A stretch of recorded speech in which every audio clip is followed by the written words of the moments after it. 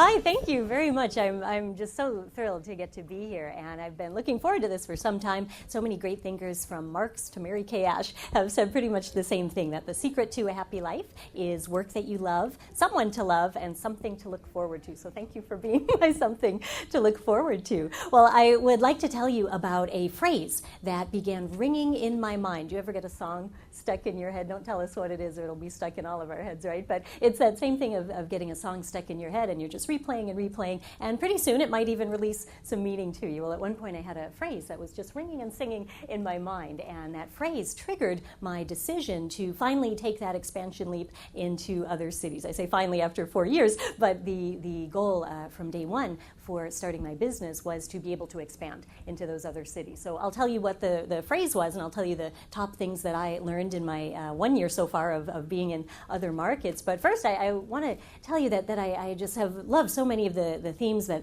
Raman explained and that our other speakers have explained. And I believe that we all must think big, right? And I know you believe that too. And if you're going to think big, you might as well double it. And if you're going to double it, you might as well triple it. And I believe too that so much about business and leadership is really about taking what would be invisible without us and making it visible. We take the circumstances we find and we shape that into the reality that we want. And for me, before I tell you about my more recent aha moment as a little girl was hearing on Sesame Street. Any other generation Sesame Street? Anyway, I was hearing on Sesame Street this phrase, letting your imagination run away with you. And it was sort of, parents were telling their kids, be careful, don't let your imagination run away with you. But the kids heard it completely differently. And I remember thinking, that's about the best idea I've heard to date. I was 4, and I thought that was the best idea that I had heard in my whole life, letting your imagination run away with you. And sometimes as entrepreneurs and leaders, to be able to tap into that, to say, well, gosh, why can't my fantasy be my reality? Of course it can be, if I make a goal and follow the plan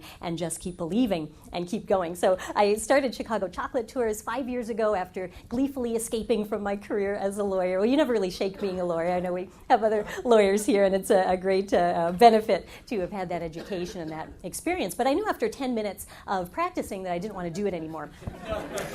Anybody else? Well, it's okay.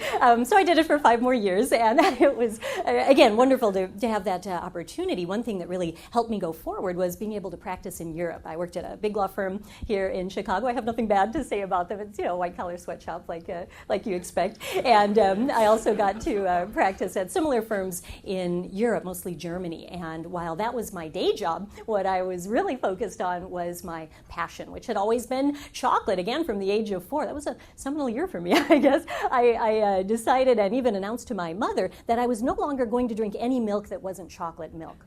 And she said, okay. Wow, cool, Mom. And so I've stuck to that. And I have just always had, maybe you travel for your favorite art galleries or your favorite rock concerts or whatever it might be. I started traveling to go visit pastry chefs and go to chocolatier book signings and to just really be in that chocolate world. I didn't think of it as a future career or a business. It was just something I loved. So when I lived in Germany, I started taking friends with me. And I would say, I'm going to Brussels this weekend or to Zurich, and I'm just going to eat some chocolate and meet some chocolate people. Who's in? And people would come with me. So I was operating tours, even though I didn't conceptualize it in that way. It was just something fun to do on the weekend. So when I came back to my hometown of Chicago, I wanted to unhook myself from that desk, that passionless law desk that I was at, and just really wanted to do something that I felt was uplifting to me, something that could utilize my skills, could help me grow my skills, and something that would make other people feel uplifted as well. So the motto of Chicago Chocolate Tours is uplift through chocolate. And by that, we have 4 main groups of stakeholders, you might say, who we really aim to uplift. Well, first of all, I heard a phrase that everybody you meet is either happy to see you coming or happy to see you going. And so with uplift through chocolate, that's really all about just giving people a wonderful experience. So we're not in the chocolate business. We don't make chocolate. We eat it, and we help you eat it too. Corporate outings, bachelorette parties, what have you, public tours, you can just show up with your mom, your sweetheart, whoever it might be. Our business today runs about 15 tours per week throughout Chicago. We're also in the other cities. We've got a great team, great people, right? So important, as everybody has said, of managers and staff and tour guides, et cetera. So in any case, we aim to uplift our customers. We give them an amazing experience. And I'm never joking when I tell my team that, we want to give people the best 3 hours of their life. I don't know if you've ever seen the movie Waldo Pepper with Robert Redford, but he plays the great Waldo Pepper, who is this barnstorming pilot in the 1920s. And Waldo Pepper would go out to the crowds of farmers that he was about to entertain with his loop-de-loops in these old biplanes, and he would tell them, all right, folks, well, we're going to have so much fun today that when you are on your deathbed years from now, and people ask you, what was the best part of life? What did you enjoy most on planet Earth? He told them, you're going to say, well, getting married was really nice and falling in love, that was great. But the day I saw Waldo Pepper do his loop-de-loops, that was the best day of my life. So we teach this to our team that, we want people, quite honestly, to be able to look back and say, wow, the day I took that chocolate tour with Aunt Martha, or the day, that I went out on that chocolate tour as my bachelorette party, or with my staff and my clients and my team outing, that was really a memory for life. So we aim to uplift our customers, we uplift our participating stores. Again, we don't make the chocolate, and I give so much credit to the chocolatiers, obviously. We couldn't do our tours to their locations if they weren't such artists and geniuses to create the culinary wonders that they create. White chocolate pearl bread from Belgium, and fresh truffles flown in from Switzerland, and just all kinds of amazing treats. So we uplift our participating stores. We basically bring their ideal customer through the door at no charge to them, other than giving some samples and telling their story, which they're so happy to do. In any case, they're passionate about what they do, just as we are about what we do. And then we also uplift our charity partners. That was always part of the model from the beginning as well. And business is as much of an engine for social justice as we want it to be and make it be. And so in Chicago, we donate to CARE. That's our international partner, helping with microloans and entrepreneurial training around the world for people in impoverished countries to raise themselves and their families and whole communities out of poverty. And then we also give to Hull House. That's our local Chicago charity, helping Chicago's neediest families for 120 years. So that model was exported to the other cities as well. And then finally, we aim to uplift our teams after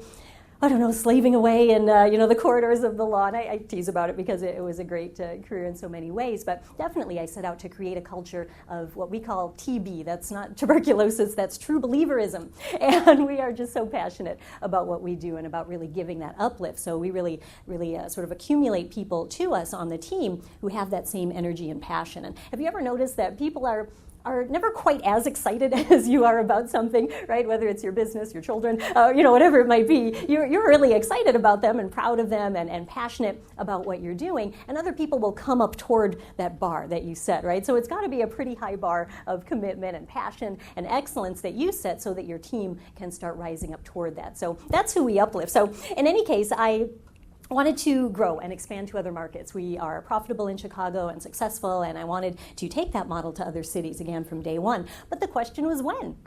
I did my research, my homework. I talked to people. You can run feasibility studies forever, but at some point, entrepreneurship really is that gut feeling, right? It really is that art, and when all the signs are right, or maybe all the signs are never right? I mean, what's that old phrase that if you waited for all the lights to be green before you left your garage, you'd never get out of your house? And so at some point, you just have to say, well, you know what, the timing is right for such and such reasons, and here's my risks, and here's my rewards, etc.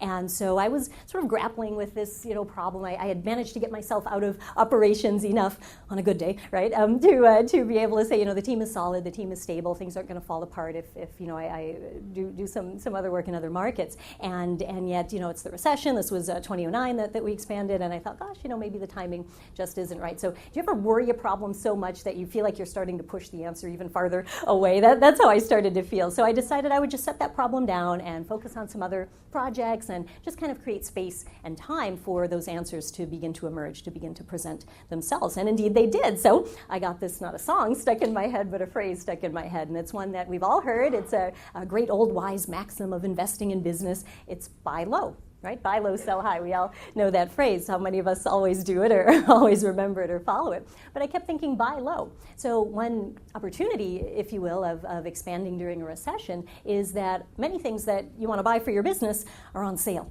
Right, and so I decided that the timing is right, because even though some of the markets are depressed, I was able to, again, without bank financing naturally, right, but bootstrapping, or Ferragamo strapping as we call it in NAWBO, National Association of Women Business Owners. In any case, by just simply bootstrapping the business, I was able to conserve more cash, make a better investment, lower my risk, and then, it's a good one, right, and then enhance ultimately the reward. So I decided that, yes, I was going to buy low and go ahead and expand. So I had already selected Philadelphia and Boston as the cities I wanted to go to. They're also great walking cities. We're very much a green tour. You know, we don't want to have a bus or a limo or all these different types of modes of transportation. We want you to see the city. We want you to see the neighborhoods. We want you to metabolize and really feel good on the tour. And again, just simply to be green as we tread upon our beautiful planet. So I went ahead and I jumped in and I took that step and I began the expansion into the other cities. So there were three things that really stood out for me after that aha moment of buy low, of course I'm going to expand now,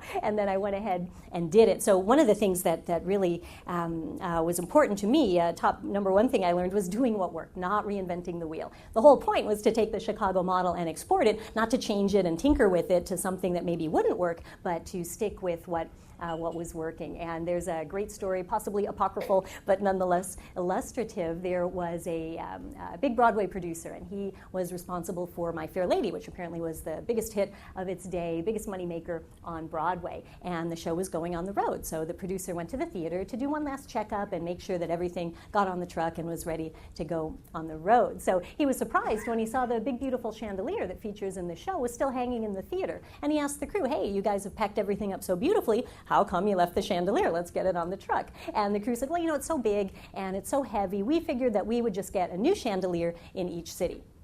And the producer said, no, we're not going to tinker with success. Who knows the reason for why this show is so successful? He said, maybe it's the pretty music, maybe it's the talented performers, maybe it's the darn chandelier. Get it on the truck. And so I decided, too, that I was not going to tinker with any little thing. If it worked, it worked. So number one, I didn't mess with success. Number two, which sounds maybe a little bit contradictory to number one, but they work in tandem, was I embraced the local landscape. So by that, I mean, I really learned what is my business cycle in the different cities. Is it different from my cycle in Chicago? And what do I need to do to adjust to really make it work in that city so that it's not Chicago chocolate tours simply transported to Philadelphia, but it's sensitive to that market and to what the customers there want. Quick example, in Chicago, one of our high seasons is summer. Not surprising, right? Beautiful weather. What beats summer in Chicago, right? There's so many amazing things to do, and we love being part of that hospitality and tourism community, as well as for locals who are looking for something fun. In Philadelphia, summer is not our high season. In Chicago, it's popular to stay here, right? And at least some of the weekends and some of the time to really enjoy our great city. In Philadelphia, everybody goes down the shore, as they call it. And I see some nods in the back, yeah. So don't let Snooki and her gang, give a negative environment. Much of the Jersey Shore is incredibly beautiful and elegant, and people go there, and the city is basically evacuated to the tourists. So I realized in Philadelphia, certainly we want to do more marketing in the summer to the tourist market and not to the local market. So going local enough to be sensitive to the market, and then of course to hire locally. Definitely we scaled, and we've got people in the Chicago office who are responsible for operations across the cities, but certainly we brought on local people and just really embraced the communities in our different cities and really saw those communities embrace us back by working with local charities there. That was another way that, that was what we wanted to do anyway. It's sincere, right? I mean, it can't be an artificial thing, but we very sincerely reached out to the charities we wanted to work with, and that in turn helped us meet the customers that we wanted to meet and just really keep that whole plan going. So we didn't change the chandelier, we didn't change what worked, we did get sensitive to the local communities. And then the final of the top three things I wanted to share with you that I've learned in this first year so far of expansion, it was kind of another aha moment, a phrase that I had always loved and that really came into full relief for me during the initial expansion mode, and that phrase is, people really don't care how much you know until they know how much you care. It might be a little bit corny, but it's definitely a lot true. And another example from Philadelphia, when I first opened there, I was there all the time. I mean, literally all the time. I would come to Chicago occasionally, but mostly I was in Philadelphia. And every time I would come to Chicago, I could tell my Philadelphia team was thinking, is she coming back? Are we abandoned to try to make this work, or is she really with us? And so as they saw that I was really doing what I said, and I said I would be back on this day, and I'm back on this day, and I was there every week, they realized that I was committed to them, I was committed to our future together, I was committed to really making this work. It wasn't a fad or a phase or something like that. This was real. And so by showing them that I cared, they were interested in knowing more and being more involved and really raising their commitment level up to what I was expecting. of them. So that's what I learned, and all from that sort of reality of remembering to buy low. So I'd like to just finally close with a story. Advance warning: there's God in it, but not in any sort of belief way. So whatever you believe or don't believe doesn't matter. But so a little girl was drawing a picture, and her mother came over and said, "Hey, honey, what are you drawing?" And the little girl said, "I'm drawing a picture of God." And the mom said, "Well, gosh, but nobody knows what God looks like." And the little girl said, "Well, they will when I'm through." And so to me, that again really illustrates that. Isn't that what we do? We take what's in our mind and we put it out for all to see. Matisse said that the secret to being a great artist was not to draw what he saw, but to draw what he wanted others to see. And so I am just so thrilled to be among you as we together all paint our different pictures, that we can all keep dreaming big and stepping into those dreams, and remember to buy low and keep eating chocolate. Thank you.